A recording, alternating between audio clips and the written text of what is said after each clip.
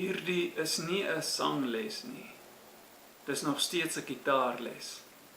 Maar wanneer jy liedjies sing saam met jou gitaar, is jou stem so 'n bietjie agter die gitaar. Wat ek daarmee bedoel is, jou stem is nog nie warm nie.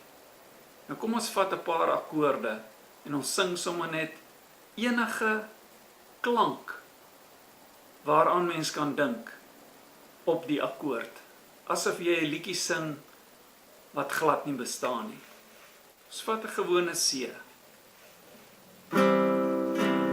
Gaan ons. Na na na na na na na. D mineur. Na na na na na na na na na. E mineur.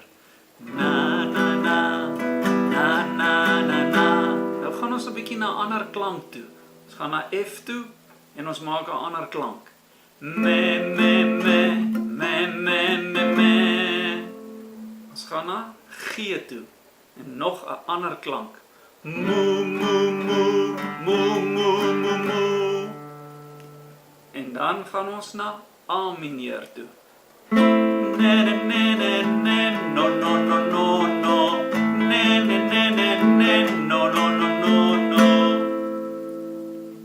En dan behoort ons 'n B te speel, maar 'n B in die konteks hoe ons nou gespeel het, moet eintlik 'n B verminderde akkoord wees.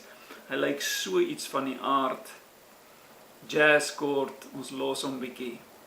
En ons eindig weer op C met na ni no na na na ni na no no na ni na no na ni na no no no ni na na na na na na na na na na na na na na na na na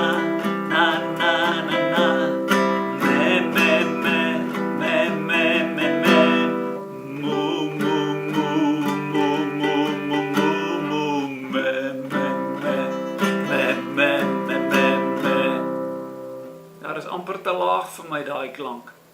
Maar maak jou stem op 'n snaakse manier warm sonder om hom seer te maak.